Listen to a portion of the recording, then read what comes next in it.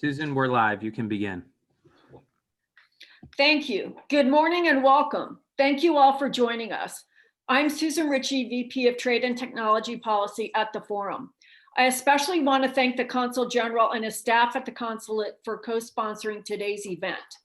The U.S.-India Strategic Partnership Forum is a bilateral trade association representing U.S. companies doing business in India. In addition to trade and industrial work, we also work on cultural and educational issues to deepen the bilateral relationship. We wanted to host today's session, bringing together the consulate and U.S. higher educational institutions in the region, because our members are large employers in India and are interested in expanding their workforce to the extent the labor market will provide. We see India's new education policy as strategically significant to our members as they plan to expand their workforce in India in the coming years. Collaboration between U.S. higher educational institutions and Indian academia is an important element to that goal. We are also partnering with Sannam S4, our member company who brings us expertise in the educational arena. Together, we host the U.S.-India Knowledge Exchange, an initiative focused on increasing joint research and collaboration between the two countries' educational institutions. Sannam S4 is a global market entry firm with experience in advising higher education institutions on their internationalization strategies. The firm represents over 80 universities from 9 different countries, including some of the world's leading research universities from the US, who have existing joint research collaborations in India. With the announcement of India's new education policy, Sannam S4 helps universities chart their strategy toward deepening their footprint in the country. Today's program is on the record and will be recorded. We invite you to ask questions through the chat function. So again, let me thank the Consul General for joining us and welcome our guests from U.S. educational institutions, including my alma mater, USC. At this point, I will turn the microphone over to Adrian Mutton, founder and CEO of Sannam S4, to moderate the balance of today's session. Adrian, over to you. Thank you, Susan, and thank you for the ongoing support of the US-India Strategic Partnership Forum as we endeavour to forge and foster stronger links between the US and India. Our partnership in higher education, including support from the Government of India in New Delhi and the Embassy of India in Washington, DC, began several years ago when we recognized that there was an opportunity to drive further partnerships between India and the United States and look for collaboration through a truly win-win mechanism. And I've been delighted of the progress that we 3 stakeholders have made in that journey. Sannam S4 is now approaching its 13th year of serving international university interests in India, and we are very proud to be working with the Consul General in San Francisco and grateful for his and his team's participation in today's event. Of the 250 plus international consultants that we employ at Sannam S4, 120 of them are based in India, entirely focused on international higher education. It is the single largest focus of higher education in India from an international perspective. And we believe we have a very strong role to play in bringing United States and Indian stakeholders together at government, university, corporate and non-profit level. And so we're very proud to host this session with institutions from across the western side of the United States who either have very strong existing partnerships in India or are looking to develop new and emerging partnerships in and with India. Of course, with the national education policy that was announced in July, there are a tremendous amount of new opportunities that present themselves over the short, medium, and long term. There are opportunities for collaborations in partnerships, student and faculty mobility, deepening research collaboration to solve some of the world's largest challenges, and to really leverage the advantage that the people-to-people ties between the US and India rather uniquely provide. It's with great privilege that we are able to host the new Consul General, Ambassador Nagendra Prasad, based in San Francisco. Welcome, sir. Ambassador Prasad, before taking over as his role of the Consul General for India in San Francisco, was at the Ministry of External Affairs as the Joint Secretary for the Gulf region. And prior to that, he served through the Indian Foreign Service since 1993 in various positions in London, in Thimphu, in Bern, and beyond.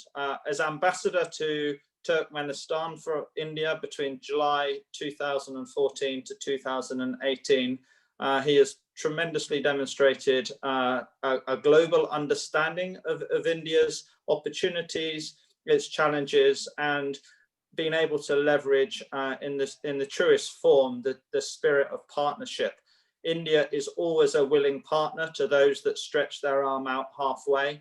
And I think the work that Ambassador Prasad has committed to through his long-serving career has demonstrated that. So, Ambassador Prasad, we're very grateful for your time, for the ongoing support of your colleagues there in the consulate and the embassy in Washington, DC, and welcome. We have a very fine audience of academics, administrators, and stakeholders in the international higher education space, very committed to supporting India as a true partner, and they're very keen to hear from you, to introduce themselves to you, and to foster a dialogue which will be the beginning, I'm sure, of many conversations. So with that, welcome, and I hand over to you, sir, for your opening remarks. Thank you very much. Namaste to everyone. Susan Ritchie, Vice President, and then thank you very much, Adrian, for that very generous bio of mine, and then all those who are participating in this program. I think it's very important and then very timely also, as one mentioned about national education policy. Particularly, education is very, very critical for any, I will say, progress of any nation.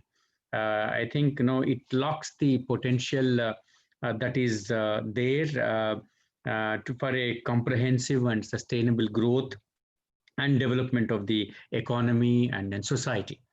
It has been true for both India and then US, where we have seen how the progress in education, particularly the higher education, has given the dividends to transform ourselves into a stable, promising, and then growing economies over several decades.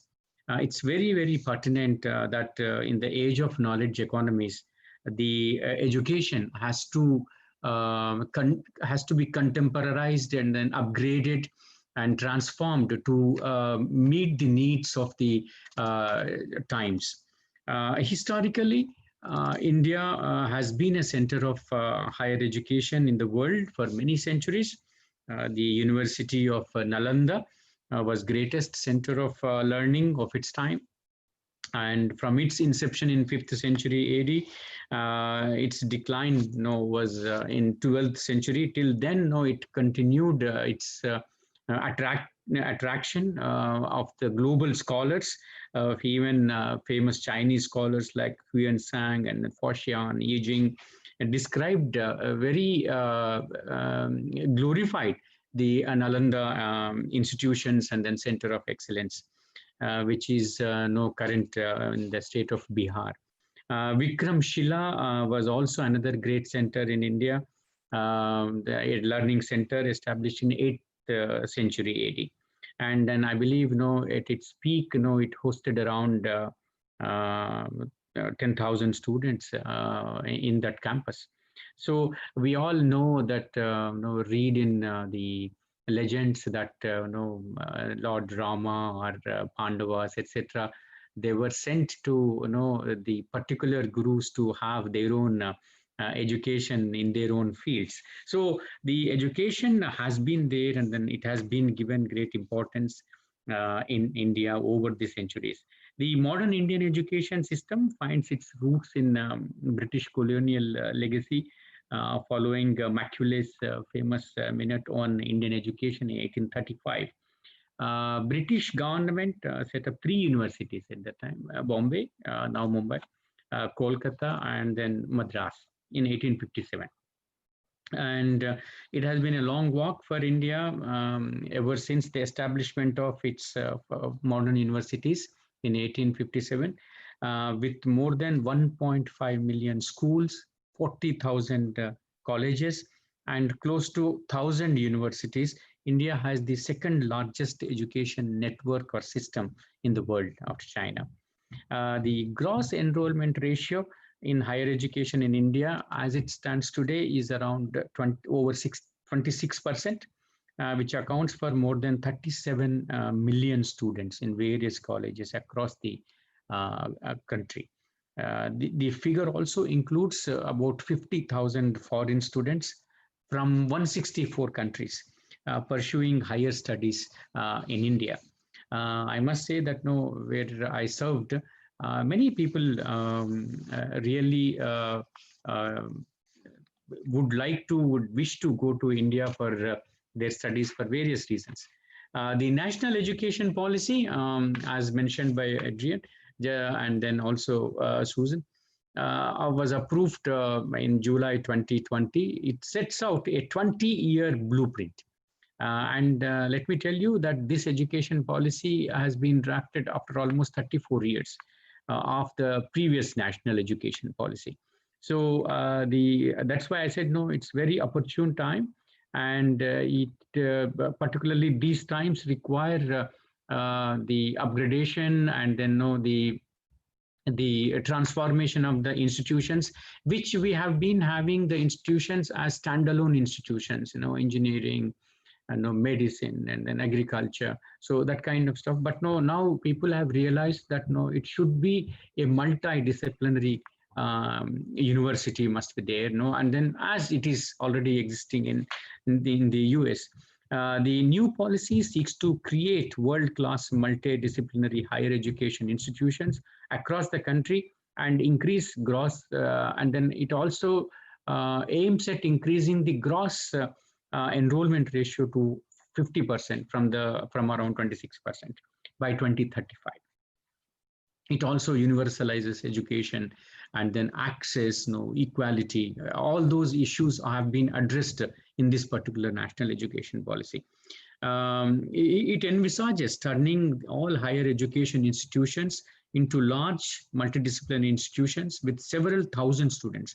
The goal is to have one such institution in each of 500 plus districts in India by 2040 that serves as higher education cluster or knowledge hub. Degree awarding powers at present are vested with centralized with universities.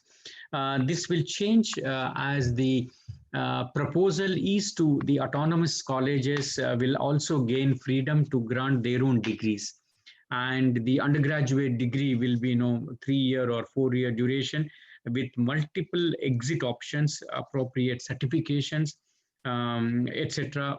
In various disciplines across the courses. For example, there is also a proposal that in the schooling itself, the vocational education, etc., has to be introduced from the class 6th, based on their interest, based on their inclinations. I did observe this system in Switzerland highly successful. The NEP aims at to attract top 100 world ranking universities to open offshore campuses in India. The foreign universities would bring in program and institution mobility. There are two views on opening foreign campuses in India. Those in favor argue the first, that it would reduce the migration of Indian students and give those who cannot afford to go abroad an opportunity to study in foreign universities at home. Second, foreign campuses would bring in knowledge, technology, and innovative pedagogy to the country and set new standards in higher education, spurring Indian institutions to improve. The foreign collaboration has been, as I didn't mention, no, it has been underway since 2015.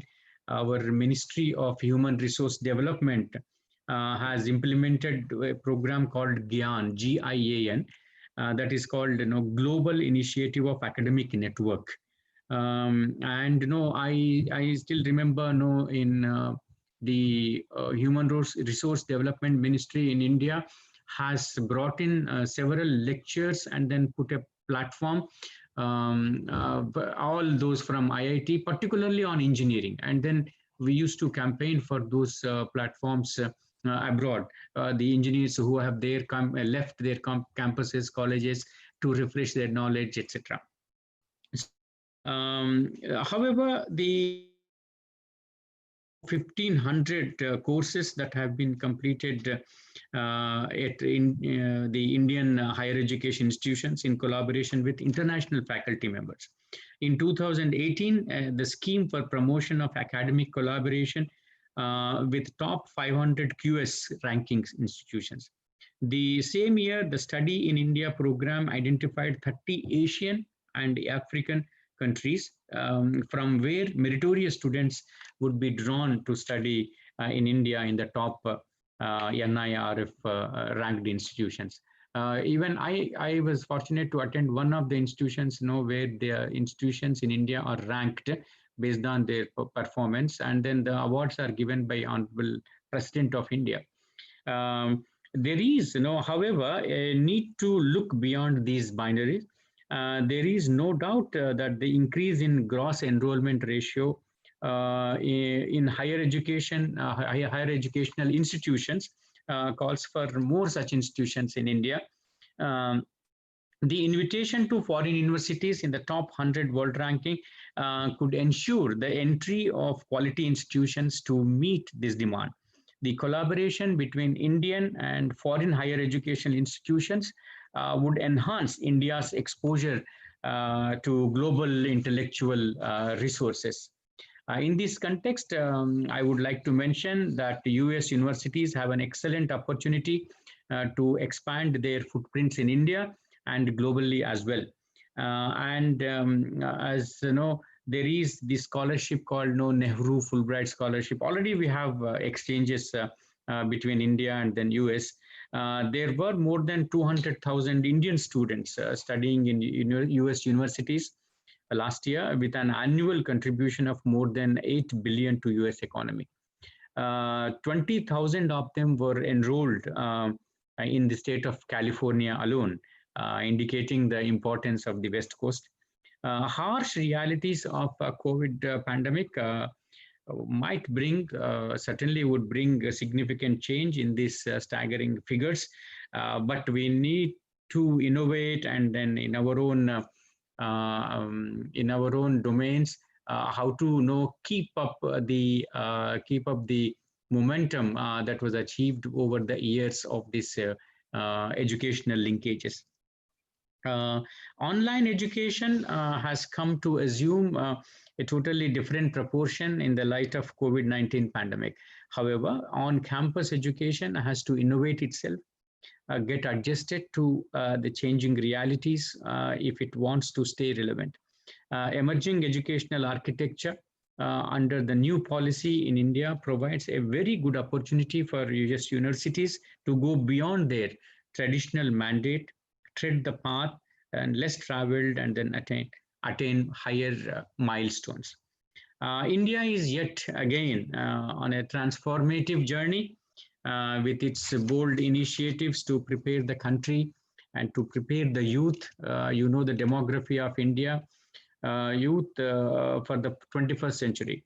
Education, particularly higher education, professional education plays a very crucial role in this effort. As stated, we are welcoming global institutes of repute for creative collaboration with us. You can have your offshore campuses in India, research centers in India, and training facilities in India at the fraction of cost that will be incurred here. Plus, you can be a part of the growth story of young and aspiring India 21st century. See, in India, there is a belief that no, this is the only wealth, which cannot be stolen, which cannot be burnt, and then which cannot be, which only increases by sharing. That is the wealth of knowledge, wealth of education, and then even it cannot be divided between brothers and sisters in a family. It is only, it increases. So that is a kind of attitude the Indian philosophers have given to this education. And then there is growth, and then now India will be a huge market for the education if you look at the market aspect angle of it. I think with these few words, let me once again thank Sannam and then USISPF, particularly Deepthi, who has been a constant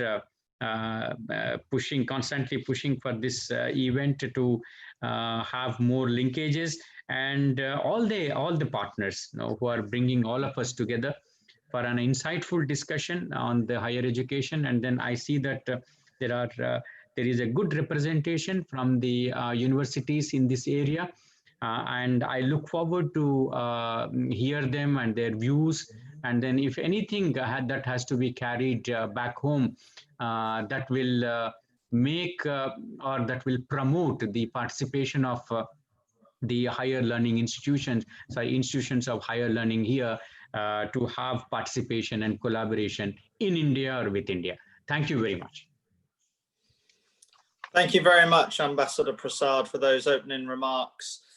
It's clear that there is a lot of opportunity for institutions to engage within India and with India in a digital environment that perhaps the pandemic enables as an opportunity rather than a challenge. It takes the distance away from the relationship by the press of a button. And we are already seeing many of our US partners collaborate with Indian institutions on the joint development of curriculum and course content, of course, work their way around dual teaching programs and collaborative online research methodology that frankly didn't really exist before we found ourselves in this situation. As part of New Delhi and the embassy's agenda in Washington, DC, we are using these conversations to bring together a lot of thinking and ideas.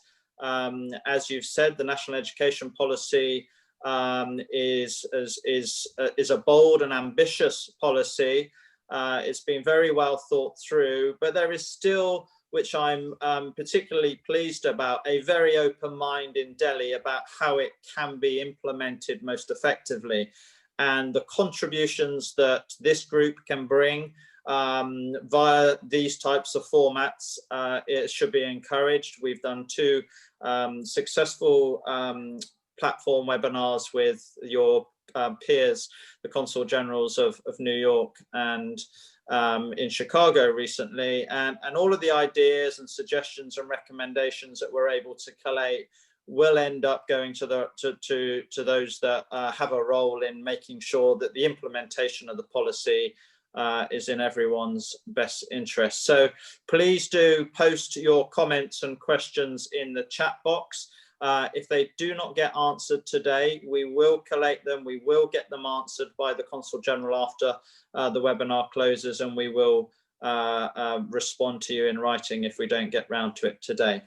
But before we move on to some of those questions, Ambassador, I'd like to introduce a number of people who are representing universities in your region who have a commitment to India, who are very interested in the national education policy and playing an active partnership role in India's evolution of the reform. And so if I may, I will hand over to Camilla Lee, who is the Assistant Dean of Graduate Admissions at the University of Southern California, to give some remarks to you, Ambassador. Camilla, are you there? I am here. Thank you. Thank you so much, Mr. Mutton. Thank you so much for having me today. On behalf of the University of Southern California, welcome to Consul General Prasad. As Mr. Mutton mentioned, my name is Camelia Lee. I'm the Assistant Dean of Graduate Admission at the Viterbi School of Engineering at the University of Southern California. We're very pleased to have a long history of engagement with India. I myself have worked with the university for 17 years, and throughout that time, I've had the really good fortune of being able to meet thousands of students and families who have desires to come to Los Angeles and to the United States to further their education. And on a personal note, it's been so rewarding for me to kind of see them come here for their graduate studies, and when they graduate and go on to do great things, either in their home countries or here in the United States. So as I'm sure you're aware, USC attracts thousands of applicants each year for our engineering and computer science programs. And as such, we've been working very closely with Sannam S4 and have been very pleased with that relationship. We have a couple of in-country staff who provide support and insight, as well as help us to sustain relationships with our local alumni and potential partners. In addition, the Viterbi School of Engineering also has an advisory board in India, which is actually comprised of supporters of the school and who serve in many leadership roles in their organizations, such as Infosys and the Tata Consultancy. The India board also serves many functions. They serve to advise the dean. They advocate for the school in India, strengthen ties with Indian alumni, and also just provide general advisory support in terms of needs and what they see as the vision for the school. Through a partnership with the Indo-US Science and Technology Forum, USC also offers summer research opportunities for Indian students to come to the USC campus and work on engineering projects on our campus. And that has been very successful for a number of years. And I personally really am an advocate for that program because it really provides students that opportunity to kind of get a taste of what it is like to do some short-term research and work closely with faculty members. And I've seen many of them create poster sessions and then further their research later after having done that program with us. So in the coming years, we hope to continue to develop relationships with Indian universities for future collaboration. We hope that with this partnership with Sannam S4, we'll still be able to continue not only meeting prospective students from India, but also developing further relationships with Indian institutions. So again, thank you so much for having me. And those are my closing remarks. Thank you very much, Camelia. Appreciate the contribution. If I now may hand over to Tim Council, who's the Assistant Vice President and Dean of Admissions at Claremont Graduate University. Timothy, are you there? I am here. Thank you. Can you hear me okay? Loud and clear. Welcome. Great. Thank you, Adrian. I appreciate it. Consul General Prasad, thank you for the opportunity, and I appreciate your remarks, and we'll be taking that back to our Executive Council and sharing some of this information. I'd like to spend the couple minutes that I have here to share a little bit with you about who we are at Claremont Graduate University, a small yet mighty institution about 35 miles east of USC, who just spoke. So we are located in Los Angeles County. We are a graduate-only institution approaching our 100-year mark. A member of the Claremont Colleges, the renowned Claremont Colleges, which consists of 5 undergraduate liberal arts institutions and 2 graduate-focused institutions. We have been, in my time here since 2016, we have been doing a lot more work in the international space, and specifically with targeting India and our recruitment endeavors, and partnering with Sannam S4 to put CGU on the map and align our programs of study with the interest areas of students in India. And some of our, while I mentioned we are small, we have 50 graduate degree programs across the doctoral and master's level, including areas like information systems, MBA, public health, politics and economics, and education. And I mentioned those because those ones are some of those that our Indian students and applicants are most interested in. We have a very diverse student body of about 2,000 students in total, with 20% being international, with 50 countries represented at CGU. And this is all in a small town of Claremont, which is very much a college town atmosphere. I already noted our neighbor schools there, often referred to as the city of trees and PhDs due to the number faculty members for the various colleges that live in the city.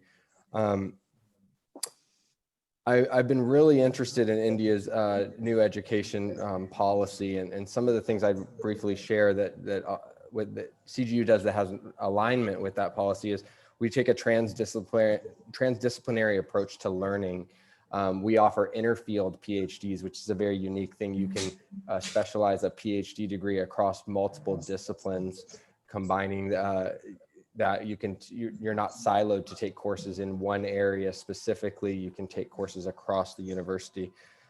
We also take a practice-based learning approach focused on practicum, workforce development, and we have a centralized career development office as well as a career office within our School of Business, our accredited School of Business, that are working with students from the day they enter on career development opportunities and management. So with the understanding that the outcomes are very important to our students, and some of our students are there for only a year with an accelerated master's. As my time concludes here, I just wanted to share, our investment in India has been aligned well with Sannam S4, Adrian and his team, and we have been growing in our partnership there. We continue to have conversations about executive education opportunities in country within India, as well as recruitment opportunities to bring students from India. So now we have in-country representation. One of my colleagues, our international recruiter, is participating here today. Her name is Heather. She has visited the region multiple occasions to participate in a number of student engagement events. And all of this has resulted in more exposure and more applications and enrollments to the university. And so we really look forward to the continued partnership. And last, I would like to, on behalf of President Lynn Jessup, invite you to visit our campus when the time is right and you are in LA, to come and see the great work that we're doing and interface with some of our staff and students that we have at the institution. Thank you so much for your time. Thank you, Tim. I was delighted to host Len Jessup, the CGU President, Ambassador Prasad, on a trip to India last year. He and one of their executive board members came across to get a feel for the India partnership opportunity. And it's that kind of commitment when you have presidents and board members of institutions like CGU going to India that really does bear testament to the interest in the collaboration. And I know that your president, Tim, is an active proponent of building relationships as deep as possible in India on a long-term strategic basis. So thank you very much for your comments. If I can now pass over to Donna Anderson, who is the Senior International Officer and Executive Director of Global Engagement at the University of Montana. Donna, are you there? I am. Thank you, Adrian. Welcome. And namaste and welcome to San Francisco, Ambassador Prasad. It's wonderful to meet you. Thank you for your remarks and about current initiatives and priorities in higher education in India and the opportunities that you see for engagement with U.S. institutions.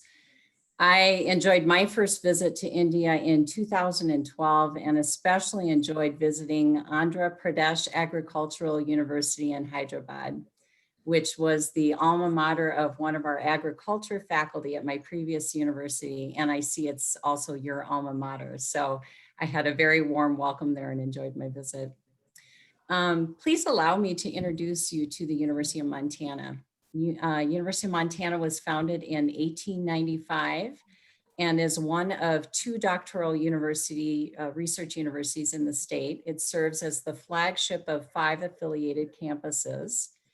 And our university excels as a liberal arts institution with about 10,000 students, ranking 17th in the nation and 5th among public universities in producing Rhodes Scholars.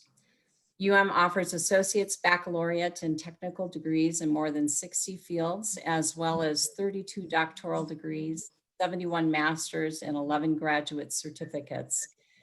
I want to just point out some of our most popular majors and unique programs: accounting, cybersecurity, business analytics, business sustainability, journalism, forestry and conservation, environmental science and sustainability, parks, recreation and tourism, Native American Studies, Climate Change Studies, and Pharmacy.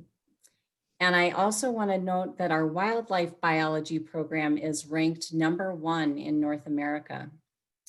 Our health and medical program, which recently garnered recognition as one of the top 10 elite research universities pursuing a COVID-19 vaccine, was recently noted in the news as well. UM's current engagement with India includes collaborations with Islamic University in Kashmir on prospective projects at Dal Lake, looking at the environmental impact of tourism.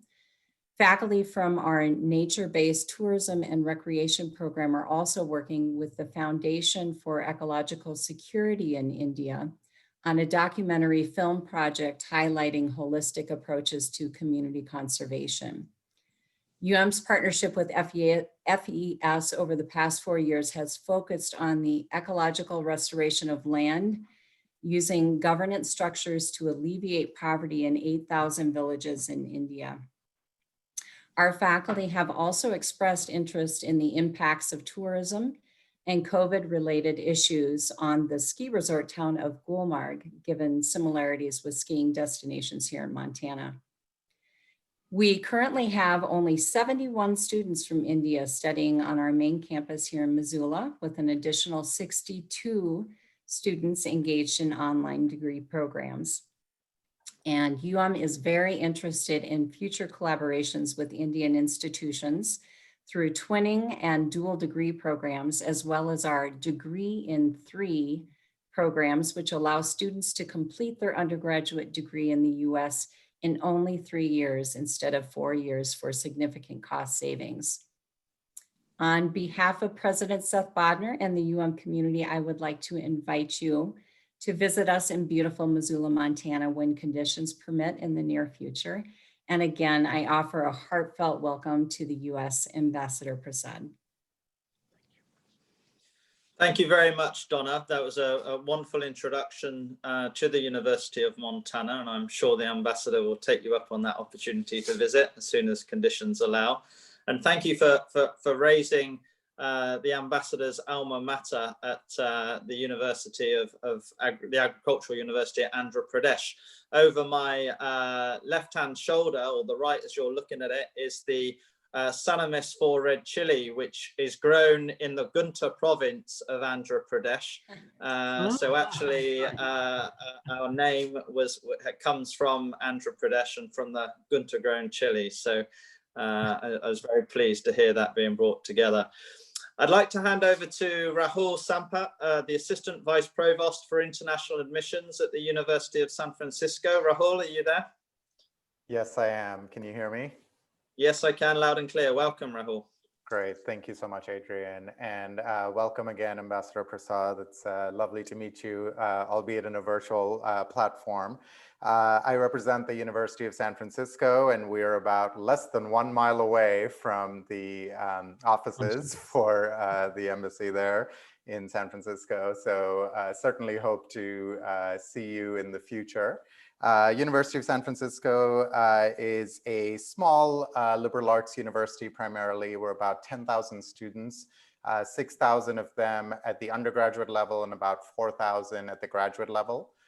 We have the main campus, which is, like I said, about 1 mile away from your offices. And then we also have a downtown campus that is focused primarily for our business school students at the graduate level. So historically, as I said, we've been a liberal arts university, but what's been exciting is that pretty recently we launched an engineering school as well. And it's starting at the undergraduate level. The hope is that we will be able to incorporate some graduate level engineering programs as well. Of course, there's been a significant amount of interest for our students from Asia in general, but India in particular for our engineering programs. And we're focusing primarily on engineering programs that have a sustainability lens to them. So because we're a newer engineering school, we have the opportunity to kind of remake the engineering curriculum, if you will. My own background is actually, I grew up in India from Bombay and moved here as an international student, but with my parents when I was 17. So I've had the opportunity to be engaged in both the Indian systems of education as well as the systems of education here, and come from a pretty long line of educators as well. Our Indian students have been increasing over the years. We have a dedicated person in India that helps us with our recruitment efforts for both the undergraduate as well as the graduate levels. And interestingly, we see about 30% of our applicants from India actually come from outside of India. So they're Indian nationals that are living in the Middle East and in the San Francisco Bay Area, as well as in the US. Of course, we do have students interested in all sorts of different majors, but the larger focus does tend to be typically both at the undergraduate as well as the graduate level in our STEM majors. Because we're, a Jesuit university that is focused heavily on education and social justice, that pretty much kind of incorporates itself into all the different majors that we have, which a lot of our students do find interesting and appealing. We typically get our students from major cities in India. So, Mumbai, Kolkata, Delhi, Hyderabad, Bangalore, but increasingly we've also recruited in tier 2 and tier 3 cities like Indore and Kanpur and other cities of that population size. We're typically invested in doing high school visits, conferences, public fairs, as well as in-person student interviews. And as everyone else here has said, on behalf of Father Fitzgerald, our university president, I would love for you to come visit our campus once it is safe to do so. It's a short walk from your offices, and look forward to seeing you in person soon. Welcome. Thank you very much, Rahul. It's some wonderful comments there. And I think, Ambassador, one of the things that you will notice through the audience that we have here today, those who have spoken and those that have participated, there's a tremendous commitment to do the right thing by India, first and foremost by the students that they bring to the campuses here in the western coast of the United States, but also in their outreach in the country to deliver additional value through the relationships that they establish in research collaboration, partnerships, and being part of India's growth story. And I think it's very important for institutions these days to have a holistic approach to their student engagement. Employability, of course, is a big agenda item globally for graduates. And I know many of our partners are very focused on those employment outcomes. Collaborative research and learning, of course, is going through a period of significant transformational change. And we are very excited to see how some of our US partners on the call here today are working with their Indian peers to evolve, to cater to the changing scenarios that we continue to face. We have a few questions, Ambassador, which, if I may, I'll pose to you. We may not get to all of them, but let me jump straight into one or two.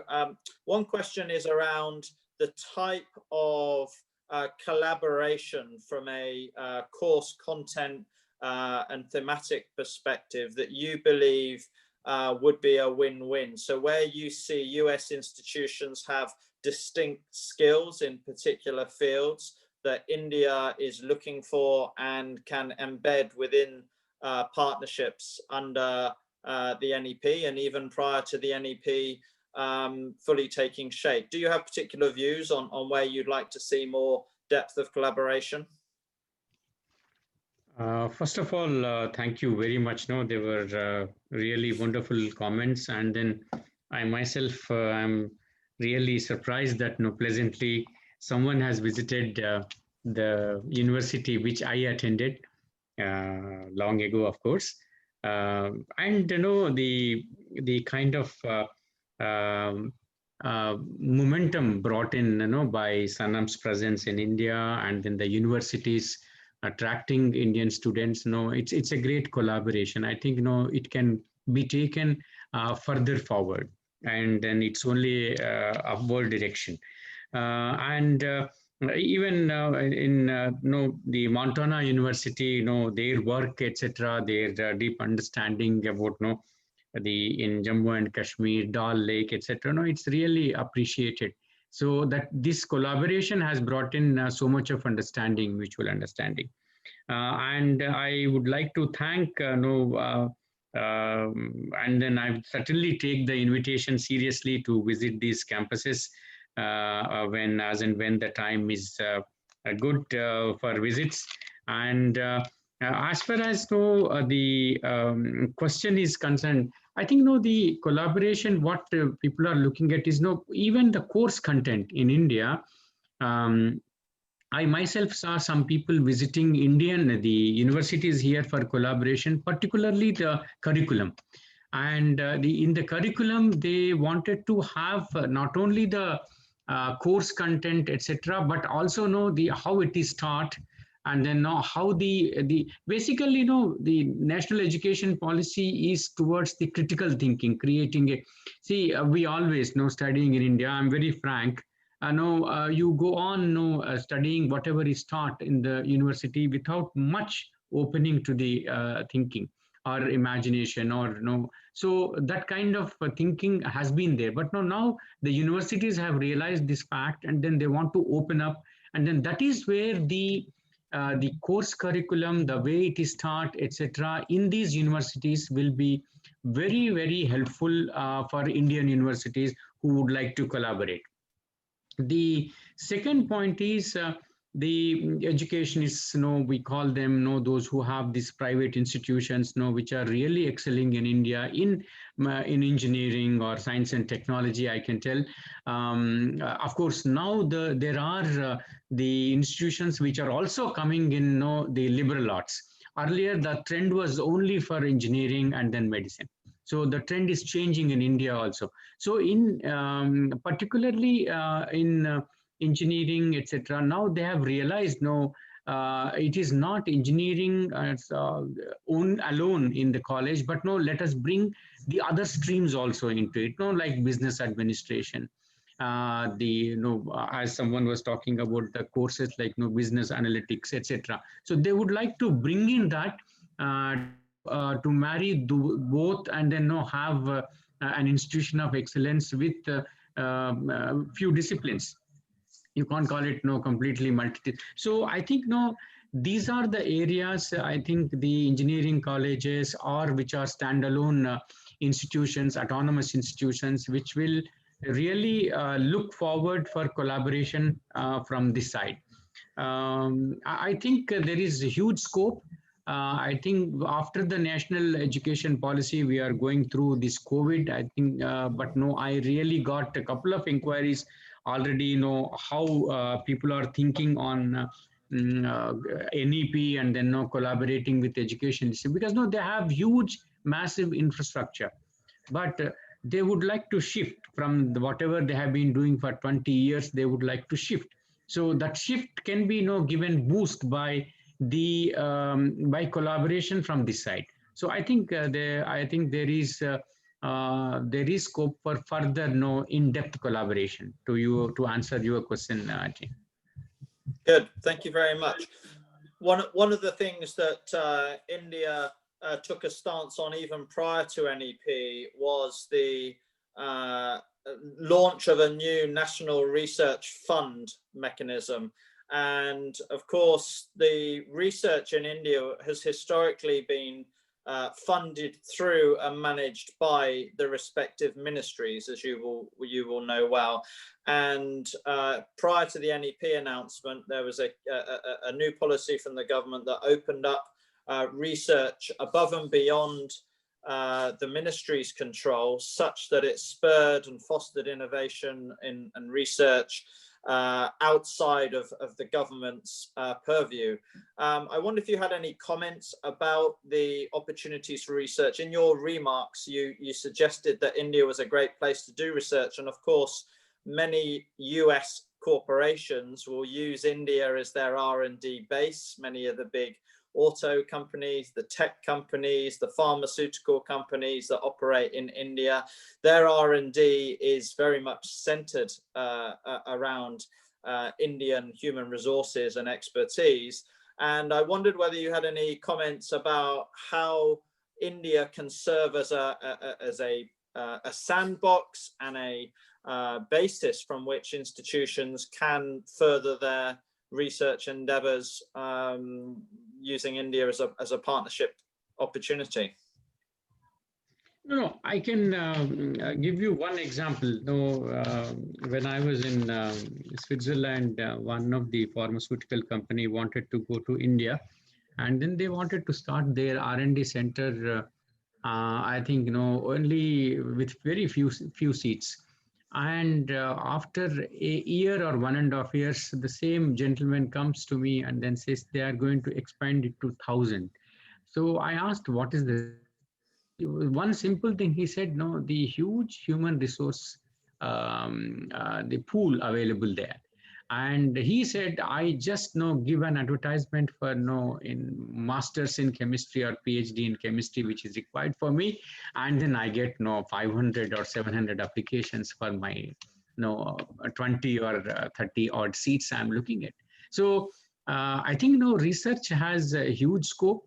The only thing is, I think the infrastructure, etc., has to be built into these universities. See, not many are research-based universities. You will agree with me.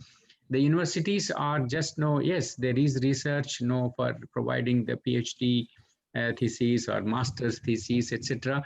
But in reality, it is a research university. The research continues, on particular subject. Those kinds of universities which are research oriented are only few. So we are looking at after this policy has come, there is more of as you rightly mentioned, there is a research fund, etc.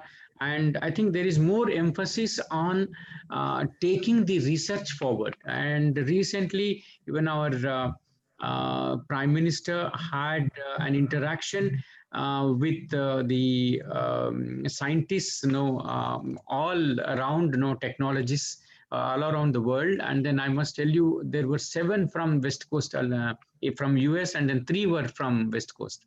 So there is an emphasis on creating this research-oriented universities, and I think the focus will turn on to such universities, along with having the multidisciplinary universities. Yeah, thank you. I know that there's been a big focus in India on improving the ease of doing business, and there are some very practical challenges for university collaborations that we will all be working on. FCRA is one that keeps coming up at the moment. The new digital taxation and how that refers to online learning in India from overseas. And I know a number of the participants have asked us about that. So that's certainly something we're working on very actively at the moment. As you will no doubt, of course, be involved in, Ambassador, the 2+2 dialogue has been taking place this week in New Delhi. Secretary Pompeo has been there with Minister Jayashankar, and we've been contributing to the people-to-people stream through the education links and the opportunity for collaboration. And I think what we're all looking to do is to develop frameworks that build the bridges between US and Indian institutional partners to foster those relationships in a way that there is a true exchange of knowledge and opportunity. And I think there's certainly a commitment from yourself, from your peers across the country. And I know that the ambassador in Washington, DC is very keen on the education sector and building the links. So we look forward to working with you on some of those opportunities. We're very grateful for the time that you've given up, not just for today's call, but always making yourself available to speak with institutions in your region who we will encourage to reach out to you directly to have those conversations. For those questions that I haven't attended to, we will make sure that you do get a response and any relevant material is shared with you. But before we end the call, I'd like to pass over to Linda Liu, who's the Vice President International for the College Board, for concluding remarks. Linda? Great, thank you, Adrian. Namaste, everybody. And Dr. Prasad, a very heartfelt welcome to you as you assume this new post in San Francisco. It's great to have you here in the US. Just by way of introduction, the College Board is a membership-based not-for-profit organization. And through our signature programs, which you may be familiar with, they include the SAT or SAT and Advanced Placement or AP. And through that work, we really sit at the intersection of K-12 and higher education, both here in the US as well as across the globe. And each year, our programs help to connect more than 7 million students from across 180 different countries and territories to opportunities in higher education, including in India. We are also a membership-based organization, and our members include higher education and institutions as well as secondary schools. So another really critical aspect of our work is to convene and connect our members to collaborate and learn from each other, very much consistent with a lot of the remarks that you made earlier regarding the goals of the NEP. But more importantly, we really do feel that our work collectively, both with the government as well as with our members, is really to expand access and opportunities for students, which you mentioned earlier in your remarks. So I couldn't agree more with the comments that you shared earlier and throughout this session that that the flexibility and the autonomy that's going to be introduced for institutions by various elements of the NEP will actually be quite critical in creating greater opportunities for institutions across borders to collaborate and really in turn provide these exciting opportunities for students. And the College Board, we've been in India for more than 6 decades. The SAT, Advanced Placement, have had a long-standing relationship with Indian schools and Indian students. But in the last couple of years, we've really been deepening our work in India. In fact, 2 years ago, we launched a new initiative in India called the India Global Alliance. And this is a platform that allows us to bring together innovative private universities in India with universities from outside of India to share best practices, specifically focusing on admissions and enrollment. Dr. Prasad, you mentioned earlier the value of further encouraging engagement between universities in India and global universities. And really, we feel that through this platform, we've established some of that. And some of our member universities in the Alliance currently span 4 different continents, and those from outside of India include institutions like MIT, Columbia, Pomona from right here in California, Cambridge in the UK, the University of Melbourne from Australia, Yale and US from Singapore. And we've really been able to bring together these universities with innovative autonomous institutions like St. Stephen's College, Ashoka University, Manipal University in India to really have these discussions about best practices in admissions and enrollment specifically. But through that, have wider discussions about how we can create greater access for students, not only into universities in India, but of course, globally as well, knowing that, global exchange is really a critical part in terms of making sure that these ties are allowing giving students the best opportunities to pursue whatever it is that they want to pursue. And so through this platform, we've seen some of our member universities, particularly those in India, provide paths to admissions through global credentials like the SAT. And during this period of COVID crisis, this has been particularly meaningful because we've been able to see students in India who haven't been able to come to the US or to other countries to study, been able to use their SAT scores to apply to top Indian universities. We've also been able to see some of our universities really on their own accord establish joint degree programs between Indian universities and universities outside of of India. So I think that with the NEP, there's going to be this structure that's going to make more of these opportunities possible, which is really, really exciting. And so reflecting on some of the remarks that you made earlier and some of the things that others have shared throughout this session, this is definitely an exciting time to be part of India's growth story in education, and really wonderful to see the government taking this on with the NEP. But I do just want to say, you know, it is equally important, I think, as you have said, for organizations like the College Board and other universities to really commit ourselves to these efforts, because the NEP alone can't do it all. Reforms and bold policies always sound great and are always ambitious, but as we all know, the devil is really in the details, and the real challenge is going to be in the implementation. And so commitment from individual organizations and universities is really going to be very important as well.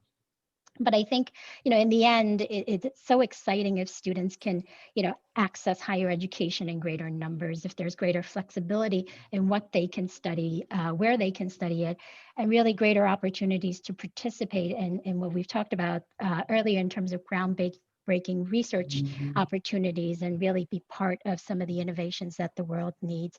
So I think that, you know, all these really leading to what you noted earlier as critical to ensuring the progress and growth of India as a nation, but also allowing for global engagement and really this rich flow of knowledge across borders. So with that, thank you so much for this opportunity and for sharing your remarks. Good luck with your new post, and we look forward to working with you in the future. Thank you, Linda. Thank you very much. And Susan, if I can kindly hand over to you, but before I do, Ambassador Prasad, a big thank you from Sannam S4.